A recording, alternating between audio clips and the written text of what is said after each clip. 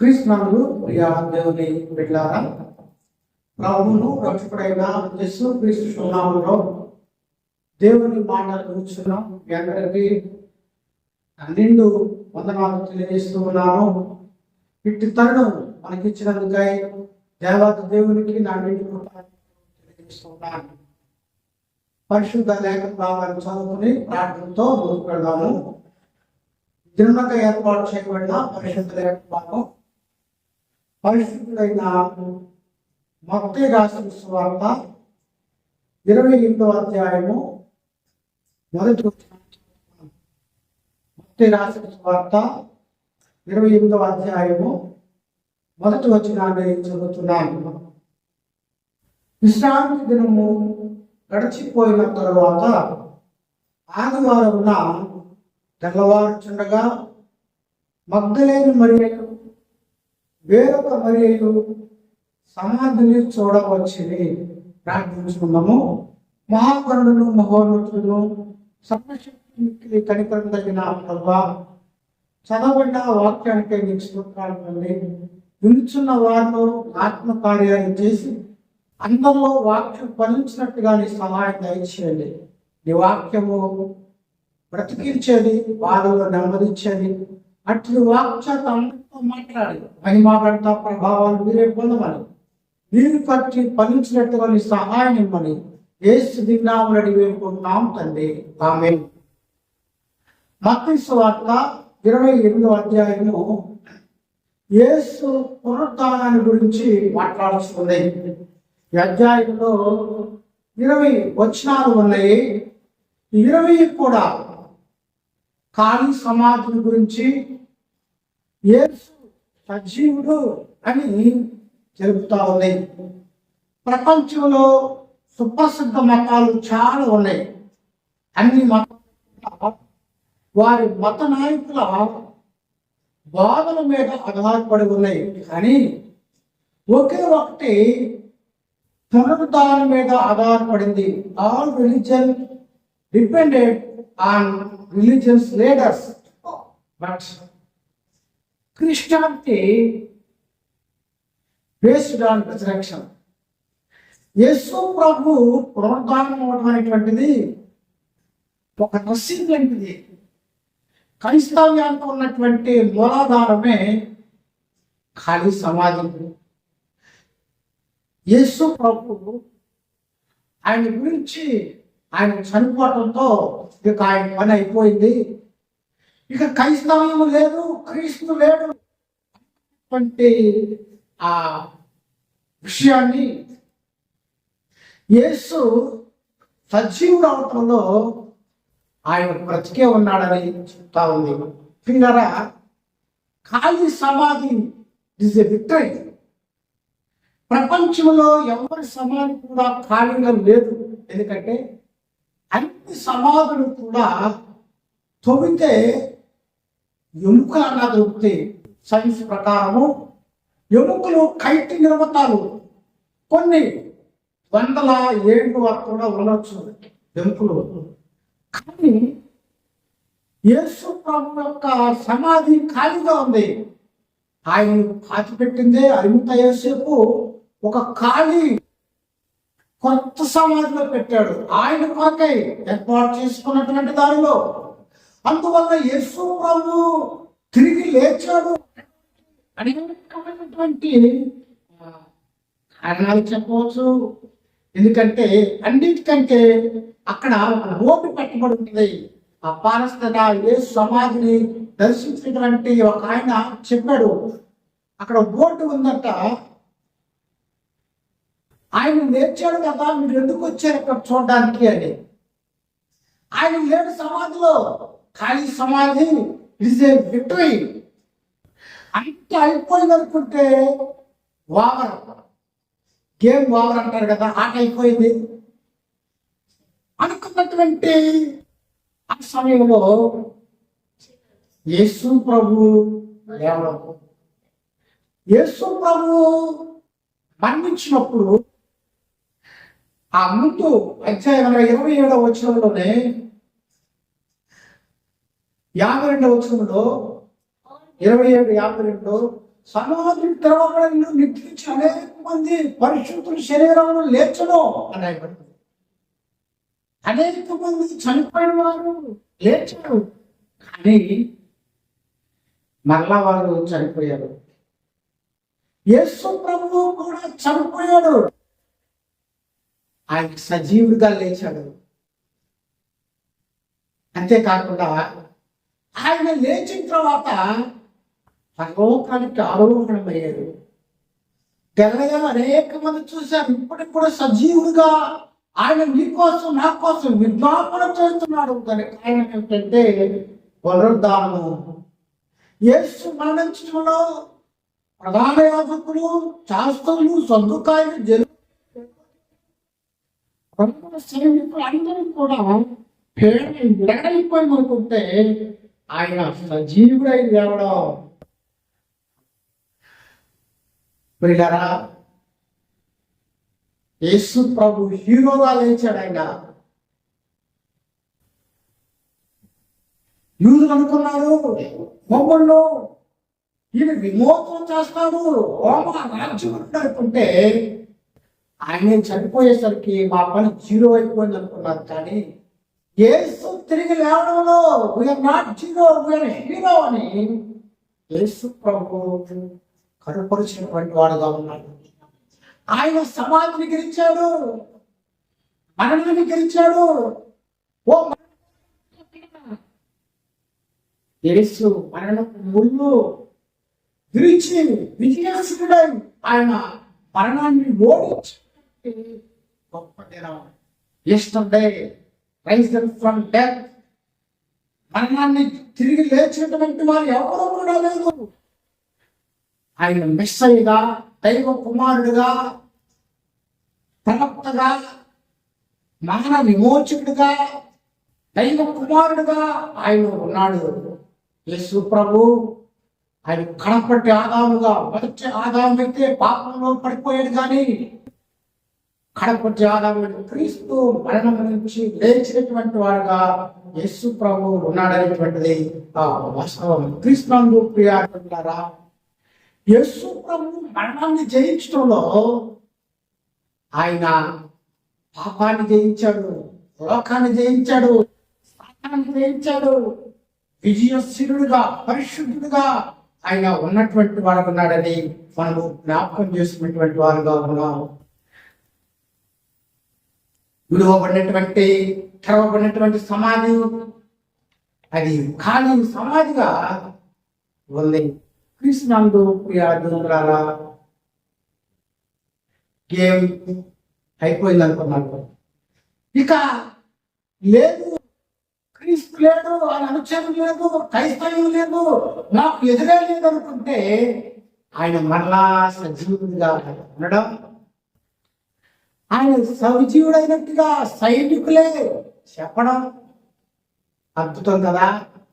యేసుక్రీస్తు ఆయన పునరుద్ధానుడు, ఆయన మృతుల యొక్క మొదటి పునరుద్ధానుడుగా యేసు ప్రభు ఉన్నటువంటి వాడుగా చెప్పబడుతుంది.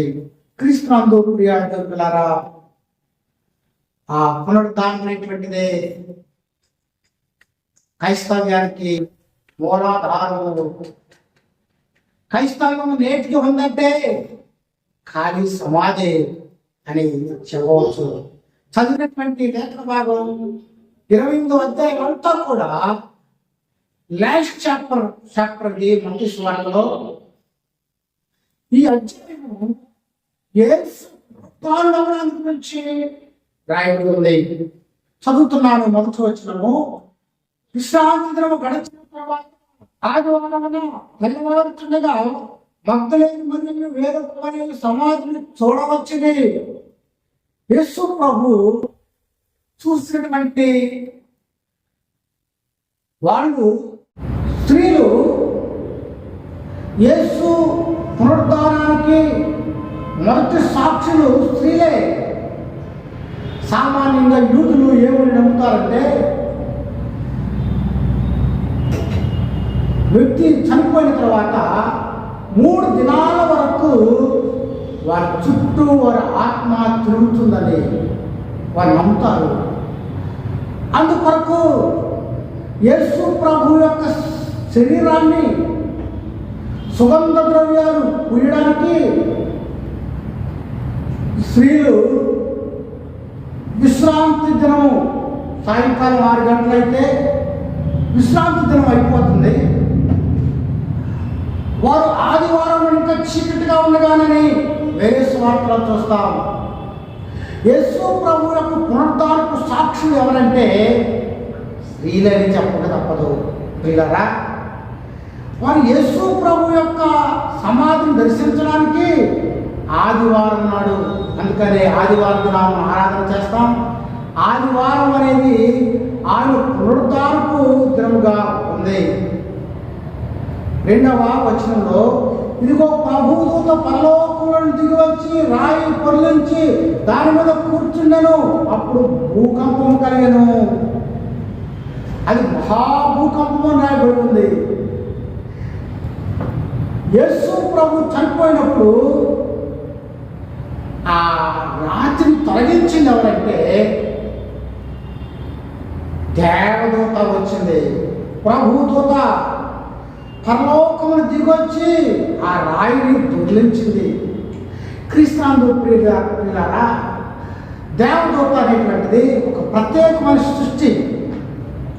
చాలా రకాల దూతలు ఉన్నాయి. గాబ్రియేలు, మిఖాయేలు, రఘుయేలు, రఫాయేలు. ఇవి దేవుని యొక్క పరిచారకులుగా ఉన్నాయి. ఆది కాండంలో 17-18 అధ్యాయాలు కూడా చూస్తాము. అబ్రహామును దూతలు దర్శించినట్టుగా లేఖనం మాట్లాడుతుంది. అనగా దేవుని యొక్క దూతలు అవి పరిచర్య చేయడానికై దేవునికి సహాయపడేటువంటి వాటిగా చూడగలుగుతున్నాం. నిర్గమాకాండము 3వ అధ్యాయంలో కూడా మందుచున్న పొదలో నుండి దేవదూత దేవుడే మాట్లాడినట్టుగా మనం చూస్తూ ఉన్నాం. క్రీస్తునందు ప్రియులారా, దాన్ని దేవుడు దిగిరావడం థియోఫనీ అంటారు. దేవుని దూతలు దిగి వచ్చాయి అనేక చోట్ల బైబిల్లో. అలాగే ఇక్కడ యేసు ప్రభు యొక్క సమాధి ముందుంచబడిన రాయిని తొలగించాలంటే 6 నుండి 10 మంది దాకా కావాలి. అయితే దూత ఆ రాయిని తొలగించింది. పరలోకము నుండి దూత ఎప్పుడైతే దిగి వచ్చిందో మహాభూకంపము కలిగెను, భూమి అదిరిపోయింది. యేసు ప్రభు యొక్క సమాధి రాయి తొలగిస్తుంటే భూకంపమే కలిగిపోయింది. యేసు ప్రభు మరణించినప్పుడు 3 గంటల నుండి వరకు ఆ దేశం అంతా చీకటి కమ్మితే 12 నుండి 3 వరకు మహాభూకంపం కలిగినట్టుగా యేసు ప్రభు లేచినప్పుడు మనము చూడగలుగుతూ ఉన్నాం. ఆ దేవదూత వచ్చినప్పుడు ఆ దేవత స్వరూపం ఎలా ఉందంటే మెరుపు వలె ఉండెను. అతని వస్త్రములు ఏముందో తెల్లగా ఉండెను. ప్రభు పరిశుద్ధుడు కనుక ఆయన దూతలు కూడా పరిశుద్ధంగా తెల్లగా ఉన్నట్టుగా మనము చూస్తూ ఉన్నాం. యేసు యొక్క పునరుద్ధానాన్ని సాక్షి అనగా ఎవరు చెప్తున్నారంటే దూత చెప్పేటువంటిదిగా లేఖనము మత్తయి సువార్తలో మాట్లాడుతుంది. 4వ వచనంలో అతనికి భయపడటం వలన కావలి వారు వణికి చచ్చిన వారి వలె ఉండిరి. 4వ వచనం చెప్తుంది, దేవదూతకు మరియు మహాభూకంపం కలగటంలో కావలి వారు చచ్చిన వారి వలె ఉండిపోయారు. చచ్చిన వారు ఎప్పుడు భయం కలుగుతుంది మనకి? మన శరీరంలో రక్తం ఉప్పొందినప్పుడు, శరీరంలో మార్పు వచ్చినప్పుడు కలుగుతుంది. వారు భయపడి ఎవరికి భయపడుతున్నారు? దేవదూత వస్తే భయపడిపోతున్నారు. వాళ్ళు చచ్చిన వారి వలె. సామాన్యంగా సైనికులు బాగా స్ట్రెంగ్త్ఫుల్గా బలంగా ఉంటారు. వారు దేనికి జడవరు. కారణం ఏంటి? వారి ముసల మీద రాజ్యముద్ర ఉంటుంది, వారి వెనకాల అధికారులు ఉంటారు, దేశ అధ్యక్షులు ఉంటారు, సైన్యం అంతా రాష్ట్రపతి దేశ అధ్యక్షుని చేతిలో ఉంటుంది. కావున వారు అధికారం కలిగినటువంటి వారుగా భయపడినటువంటి వారు ఉన్నారు. కానీ దేవదూతకు వారు భయపడి చచ్చిన వారి వలె ఉండరే. మరి బ్రతికే రేవసకు మరి కాపలా ఉన్నారు, ఏ ప్రయోజనం లేదు. 5వ వచనంలో దూత స్త్రీలను చూచి మీరు భయపడకుడి, సిలువ వేయబడి యేసును మీకు వెతుకుతున్నారు, నాకు తెలియను. దేవదూత చెప్తా ఉంది, భయపడద్దు, మీరు యేసును వెతుకుతున్నారు, యేసును వెతుకువారు కనుగొంటారు కనుక వారు భయపడ అవసరం లేదు.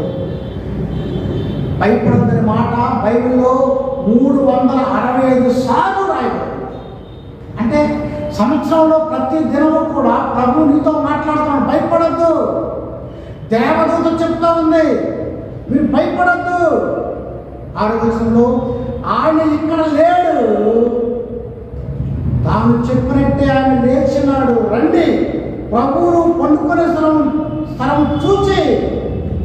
వాటి వండర్ఫుల్ వర్డ్, అద్భుతమైన వాక్యం ఏంటంటే ఆయన ఇక్కడ లేడు. ఇక్కడ లేడంటే ఎక్కడో ఉన్నాడు. ఆయన లేచినటువంటి వాడు, రైజన్ ఫ్రమ్ డెత్. యేసు మరణాన్ని బంధించలేదని విట్నెస్, సాక్షి దేవదూత. ఒకవేళ స్త్రీలే చెప్తే ఆనాడు యూదుల కోర్టులో చెల్లదు. అందువల్ల దేవదూత చెబుతుంది, ఆయన లేడు, ఇక్కడ లేడు, ఈజ్ నాట్ హియర్. ఆయన సమాధిలో ఉండే దేవుడు కాదు, ఆయన చెప్పినట్టుగా లేచాడు. ఆయన యేసు ప్రభు సమాధిలో ఉండేటువంటి మృతదేవుడు శవం కాదు. ఆయన ఈజ్ నాట్ డెడ్ బాడీ, జీవం కలిగినటువంటి వాడు. ఆయన ఇక్కడ లేడు.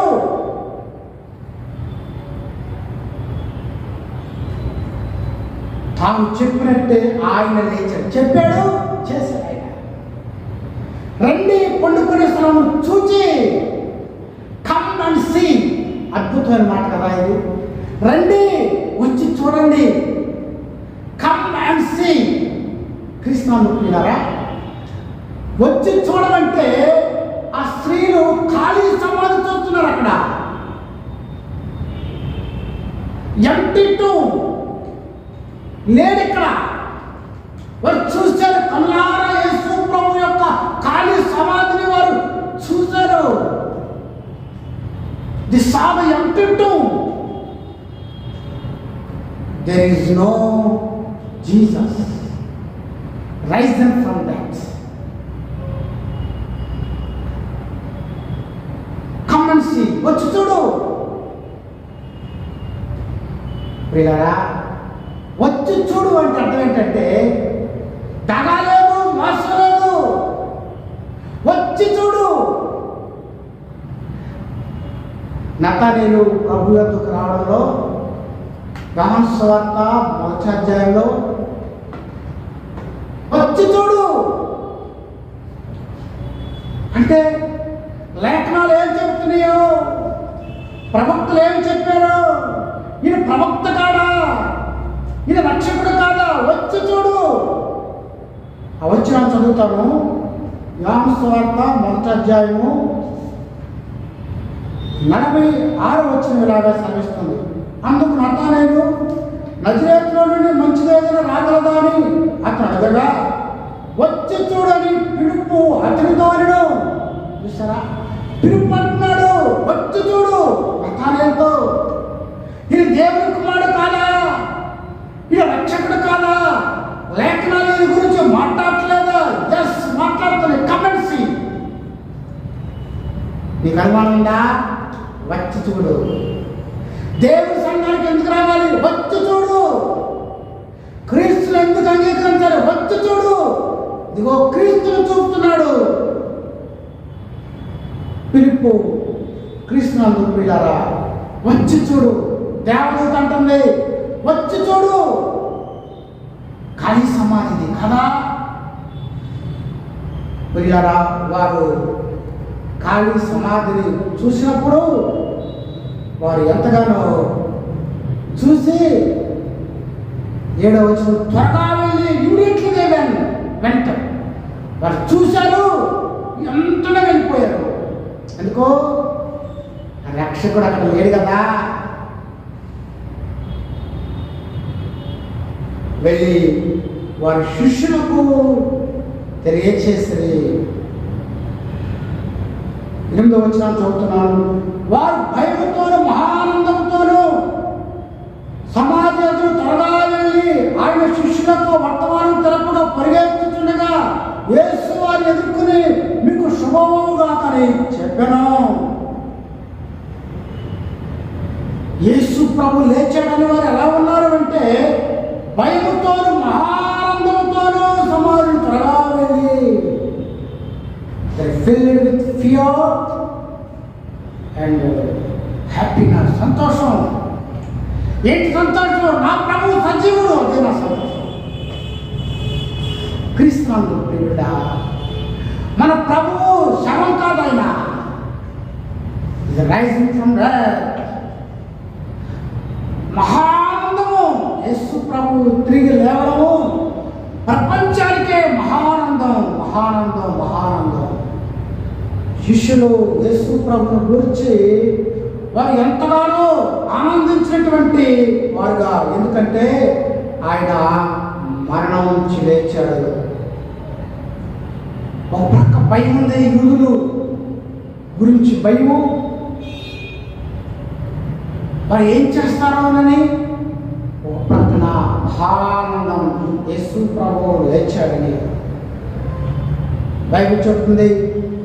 9వ వచనంలో యేసు వారిని ఎదుర్కొని మీకు శుభమవునుగా అని చెప్పాను.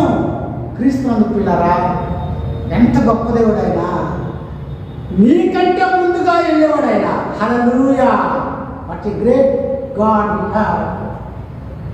యేసు ప్రభు కొరకు వెళ్తుంటే ఆయన ముందుగా వెళ్ళి ఉన్నాడు. అక్కడ గలిలయలో అనేక సార్లు బైబిల్లో రాయబడి ఉంది ఆయన గలిలయకు వెళ్ళెను అని. యేసు ప్రభు మరణించి లేచిన తరువాత ఆయన గలిలయకు వెళ్ళాడు వారికంటే ముందుగా. యేసు ప్రభు గలిలయకు వెళ్ళేటువంటి వాడుగా మనం చూస్తూ ఉన్నాం. క్రీస్తునందు ప్రియులారా, వారితో అన్నాడు శుభమవునుగాక. శుభమని చెప్పి యేసు ప్రభు యొక్క ఫస్ట్ వర్డ్ ఏంటంటే by his mouth is spoken, శుభమవుగాక, నీకు శుభం కలగాలి. ఏంటి శుభవచనం? Rising from death, I am here, నేను సజీవుడును, చూడండి ఇదే శుభం మీకు. యేసు ప్రభు తిరిగి లేవడము శుభము. 9వ వచనంలో వారు ఆయన వద్దకు వచ్చారు, పాదములు పట్టుకుని ఆయనకు మొక్కగా, వచ్చి వండర్ఫుల్ వర్డ్, ఆయనకు మొక్కిరి అని. They worshipped Jesus. మొక్కడం అనే తెలుగులో రాసి ఉంది, కానీ ఇంగ్లీష్లో ఏముందంటే దే వర్షిప్డ్ జీసస్. వారు యేసును ఆరాధన చేసినటువంటి వారుగా ఉన్నారు. క్రీస్తునందు ప్రియులారా, యేసు ప్రభువును వారు ఆరాధన చేశారు సజీవుడిగా. వాళ్ళ మంచికి వచ్చినందువలన 11వ వచనంలో వారు వెలుచుండగా కావలి వారిలో కొందరు పట్టణంలోనికి వచ్చి జరిగిన సంగతులన్నీ ప్రధాన యాజకులతో చెప్పి, కావలి ఉన్నటువంటి వారు యేసు ప్రభు లేచాడు, సైనికులు చూశారు, వాళ్ళు సమాధి బంధించలేకపోయిందాన్ని. ఈ విషయాన్ని యాజకులకు చెప్పారు, ప్రధాన యాజకులకు. ప్రధాన యాజకులు ఏం చేశారంటే సైనికులు చాలా ద్రవ్యం ఇచ్చి, అంటే ఎంతమంది సైనికులను అక్కడ కాపలా పెట్టారో వారందరికీ అంతమందికి లంచాలు ఇవ్వాల్సి వచ్చింది. ఎందుకు? యేసు ప్రభువు లెగలేదని చెప్పడానికి, అబద్ధం ఆడమని చెప్పడానికి. అబద్ధం ఎప్పుడు నిజం కాదు కదా. ఒకవేళ వాళ్ళు అంటున్నారు 11వ వచనంలో, మేము నిద్రపోతుండగా శిష్యులు రాత్రి వేళ వచ్చి అటు ఎత్తుకొని పోయని మీరు చెప్పుడే సైనికులతో అన్నారు. యాజకులు వచ్చి నిద్రపోతుండగా సైనికులు నిద్రపోతే ఉద్యోగం ఉంటుందా? ఉండదు. మీరు చెప్తారు. అలక్ష్యంగా సైనికులు ఉంటారా? ఉండరు. కానీ అబద్ధాన్ని లంచంతో చెప్పిస్తున్నారు. క్రీస్తునందు ప్రియులారా, వాళ్ళు కాపులో ఉన్నవారు చూడనప్పుడు శిష్యులు అని ఎలా మాట్లాడుతున్నారు? అబద్ధం కదా. శిష్యులే తిరిగిపోయారని చెబుతున్నారు వీళ్ళు. మరి శిష్యులను తెలిస్తే పట్టుకోవాలిగా. ఎవరెట్టుకు వెళ్ళిపోయారో తెలవంటా, శిష్యులు ఎత్తుకారంటారంటే స్పోకెన్ లై, అబద్ధం ఆడుతున్నారు. ధైర్యం ఇచ్చారు. ఎంతో ధనాన్ని సీక్రెట్ దాతారా? నిజం నిప్పులంటిదేగా. ఒకవేళ సమాజానికి వాళ్ళు దాచిండొచ్చు. వాళ్ళ కుటుంబాల్లో చెప్తారుగా సైనికులు, కాపలా ఉన్నవారు, చూసిన వారు వాస్తవాన్ని ఎదుర్కోవద్దు అంటారుగా. అంతేకాకుండా నాడు పరిపాలిస్తున్నటువంటి రోమా సైనికులు వారు ఎక్కడికైతే వెళ్ళారో అక్కడంతా కూడా వాస్తవం అనేటువంటిది తెలిసే ఉంటుంది. గ్రహించారు కానీ సత్యాన్ని దాచలేరు. అబద్ధాన్ని సృష్టిస్తున్నారు. సత్యాన్ని అబద్ధం చేయడానికి మరొక అబద్ధం అనాల్సి వస్తుంది. ఆ విధంగా వారు యేసు యొక్క పునరుద్ధానం జరగలేదని ధైర్యాన్ని ఇచ్చి కావలిన వారు సైనికులకు, ప్రధాన యాజకులు వారికి ధైర్యాన్ని ఇచ్చినటువంటి వారు ఉన్నారు. కానీ వాళ్ళ ప్రపంచం అంతా కూడా యేసు సజీవుడు అని నమ్ముతున్నట్టుగా లేఖనము ద్వారా తెలుసుకోగలుగుతున్నాం. క్రీస్తునందు ప్రియా దేవులారా, 16వ వచనం చదువుతున్నాను. 11 మంది శిష్యులు యేసు తమకు నిర్ణయించిన గలిలయలోని కొండకు వెళ్ళి యేసు ప్రభు చెప్పాడు, మీరు యెరూషలేములో నిలిచి ఉండండి అన్నాడు. అలాగే గలిలయకి వెళ్ళమని చెప్పాడు. వారు చెప్పిన విధంగా వారు గలిలయకు వెళ్ళారు. వారు ఆయన చూచి ఆయనకు మొక్కిరి, కొందరు సందేహించిరి. ఏ గలిలయకైతే యేసు ప్రభు వెళ్ళమన్నాడో, వెళ్ళమన్నప్పుడు అక్కడ యేసు ప్రభు వారికంటే ముందుగా వెళ్ళి ఉన్నాడు. వారు యేసు ప్రభును చూశారు. అలాగే కొందరు నమ్మారు కానీ కొందరు నమ్మని వారు ఎవరు? తోమా నమ్మాడా? నమ్మలేదు కదా. ఆయన గాయాలు పెట్టి చూస్తేనే కానీ నేను నమ్మనన్నాడు. క్రీస్తునందు పిల్లరా, తోమా కనబడినప్పుడు లేకపోతే మరలా ఆయనకు ప్రభువు కనబడినటువంటి వాడుగా ఉన్నాడు. క్రీస్తునందు ప్రియారా, కొందరు ముఖ్యులు అంటే కొంతమంది ఆరాధన చేశారు, కొంతమంది యేసు ప్రభును సందేహించినటువంటి వాడుగా ఉన్నాడు. 18వ వచనంలో, అయితే యేసు వారి వద్దకు వచ్చి, పరలోకమందును భూమి మీదను నాకు సర్వాధికారము ఇవ్వబడింది. గివెన్ హియర్ ప్రామిస్, ఒక వాగ్దానం ఇస్తున్నాడు. నాకు సర్వాధికారం ఇవ్వబడింది. వారికి శక్తినిస్తా ఉన్నాడు ఆయన. నాకు సర్వాధికారం ఇవ్వబడింది. క్రీస్తునందు ప్రియా దేవులారా, పరలోకమందును భూమి అందును. ఈ లోక అధికారి సాతానుడు. కానీ యేసు ప్రభు మరణించి తిరిగి లేవడంలో ఆయన సర్వాధికారి అయి ఉన్నాడు. మరణాన్ని జయించాడు, లోకాన్ని జయించాడు, పాపాన్ని జయించాడు, సమస్తాన్ని జయించడం అంటే ఇట్స్ గాడ్ ఆఫ్ విక్టరీ. అందుకనే నాకు పరలోకమందున భూమి ఎందును సర్వాధికారం ఇవ్వబడింది. దయ్యాలంటున్నాయి, సర్వోన్నతుని దేవుని కుమారుడా నాతో నీకేం పని? దయ్యాలు అడుగుతున్నాయి, ఆయనకు సర్వాధికారం ఉంది. సాతాను ఈ లోకంలో అధికారి కానీ ప్రభు పరలోకమందున భూమి ఎందును సర్వాధికారం ఇవ్వబడింది. ఆయనకు అసాధ్యమైంది లేదు.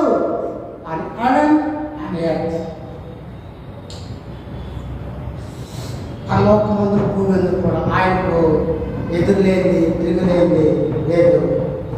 సర్వాధికారం మనం సేవిస్తున్నటువంటి దేవుడు కలిగి ఉన్నాడు. ఆయన సర్వ భూమికి రాజు అయి ఉన్నాడు. సర్వాధికారం ఆయనకుంది. 19వ వచనం చదువుతున్నాను. కాబట్టి మీరు వెళ్ళి సమస్త జనులను శిష్యులుగా చేయండి, తండ్రి యొక్క కుమారుని యొక్క పరిశుద్ధాత్మ యొక్క నామములోనికి వారికి బాప్తిసం ఇచ్చుచు. చూసారా, ప్రభు ఈ given a great commission to his disciple. మీరు వెళ్ళి you go to this world. మీరు వెళ్ళండి. యేసు ప్రభు రమ్మన్నా గో, వెళ్ళండి. వెళ్ళి ఏం చేయాలి? ఆయన విశ్వాసం తయారు చేయమల్లా. మేక్ డిసైపుల్స్, శిష్యులను తయారు చేయండి. శిష్యులు తయారు చేస్తారు. విశ్వాసం వాక్యం అంటారు, అర్థం అంటే కదా.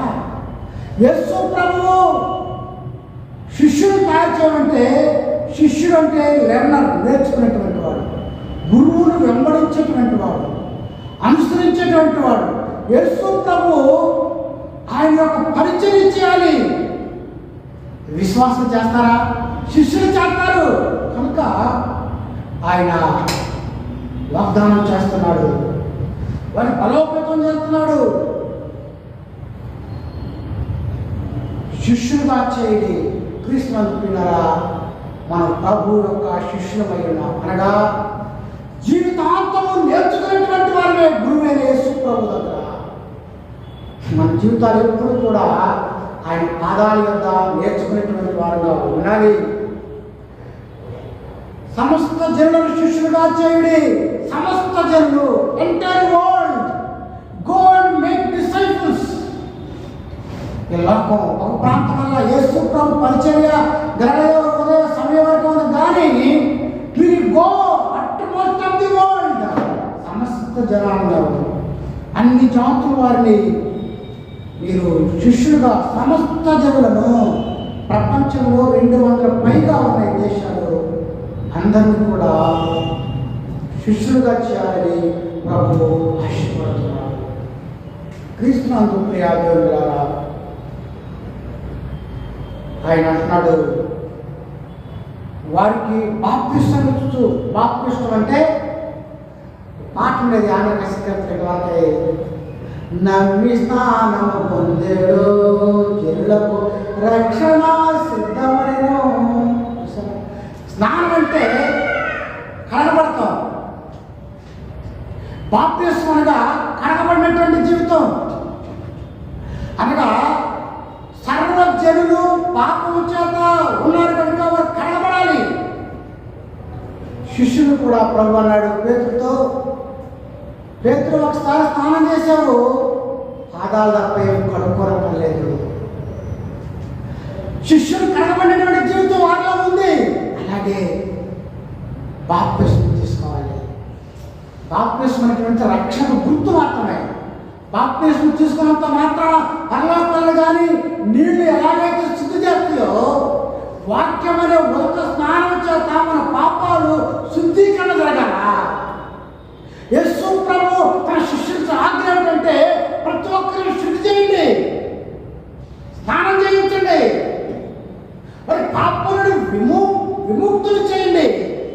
ఎలా చేయాలి? తండ్రి యొక్క కుమారుడు యొక్క పరిశుద్ధాత్మ నామంలో.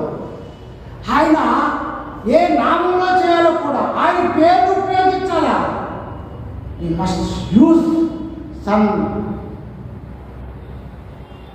Father, Holy Spirit God ఆ పేరుతో వారిని శుద్ధీకరణ చేయాలి. పాపలను విముక్తి చేయడానికి యేసుక్రీస్తు వచ్చినటువంటి వాడు కాదు, వారిని రక్షణ కలగజేయడానికి యేసు ప్రభు వచ్చినటువంటి వాడు ఉన్నాడు. కనుక సమస్త జనులను శిష్యుగా చేయాలని ప్రభు ఆజ్ఞాపిస్తూ ఉన్నాడు.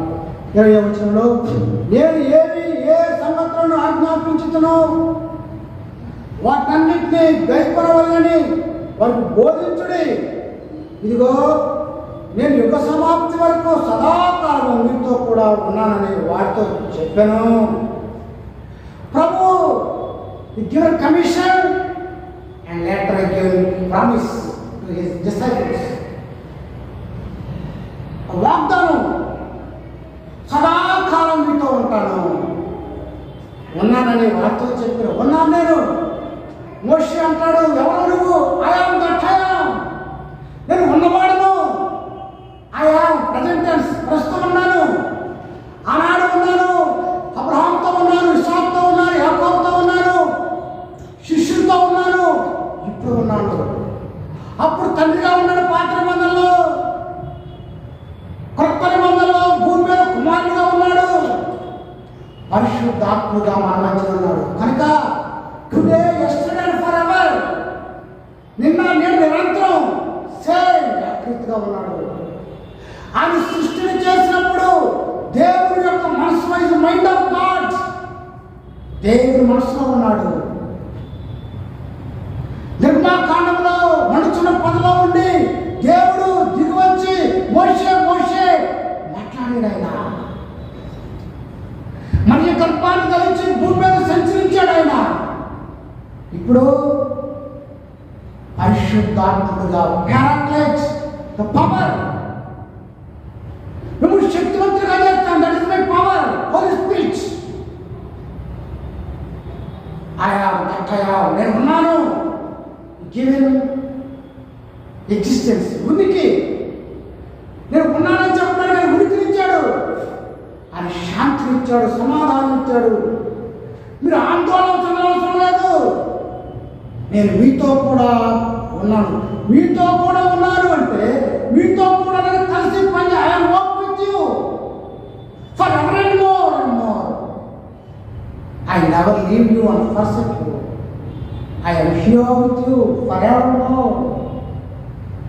I walk with you, my presence will be with you. నేను నీతోనే ఉన్నాను, నీతోనే ఉంటాను. నేను విడిచేవాడు కాదయా. ఆనాడు తండ్రిగా కుమారుడుగా నేను పరిశుద్ధాత్మగా సదాకాలం ఉంటాను. I never leave you. నేను నీతో ఉన్నవాడను. కృష్ణ ప్రియాదేవులారా, ఒంటరివాడు కాదు, ఒంటరివాడు కాదు. ఈ లోకంలో ఏదో ఒక దినాన ఒంటరైపోతాడు. కానీ ప్రభు మనతో ఉంటాడు. ప్రభు ఎప్పుడు వదిలేవాడు కాదే.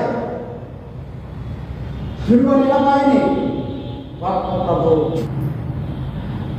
మనతో ఉన్నటువంటి వాడు, వాగ్దానం చేసిన నమ్మదగిన వాడు. తన శిష్యులను చివరికైనా వాగ్దానంతో బలోపేతం చేస్తున్నాడు. మీరు భయపడతారేమో, నేను మీతోనే ఉంటాను. ఎప్పుడెప్పుడు నీ కొరకు నా కొరకైనా పరలోకంలో విజ్ఞాపన చేస్తాను. ప్రియా దేవులారా, 28వ అధ్యాయం అనేది మత్తయి సువార్తలో చివరి అధ్యాయం. యేసు ప్రభు తన శిష్యులకు మన నుండి తిరిగి లేచారని చెప్తున్నాడు. కనబడ్డాడు, వాగ్దానం ఇచ్చాడు. ఆయన మీరు భయపడిన అవసరం లేదు, నేను మీతో యుగ సమాప్తి వరకు ఉంటాను. ఇలా మన ప్రభు అనుకుండగా ఈ లోకంలో భయపడాల్సిన లేదు. ఎవరు విడిచిన ఎవరు ప్రభు ఉన్నాడు, మరలా ఆయన నీ కొరకు నా కొరకు రానయ్యాడు. కనుక యుగ సమాప్తి వరకు ఉంటాడు ప్రభు. కృపామయాన్ని తోడైనగాక ప్రార్థన చేసుకున్నాం. తడవచ్చింది. మహాగణుడు మహోన్నతులను సర్వశక్తి ముఖ్య కనికరం కలిగిన ప్రభు, చెప్పబడే వాక్యాన్ని బట్టి వందనాడుతుంది. అందరి హృదయాల్లో కూడా ఫలింపచేసి ఎవరు ఎక్కడలో ఉన్నారో, అవస్థలో ఉన్నారో అందరి జీవితాన్ని కార్యం చేసి మహిమాకంత ప్రభావం మీరే పొందాలి. ఈ మాటల నుంచి ప్రతి ఒక్కరు దీవించమని వేసినాముడు వేడుకున్నాం తండ్రి. ఆమె తల్లి దేవుని ప్రేమ మన యేసుక్రీస్తు కృప పరిశుద్ధాత్మ సహవాసము ఇప్పుడు సదాకాలం తోడైంది కాచి కాపాడుగా. ఆమె గాడ్ బ్లెస్ యు.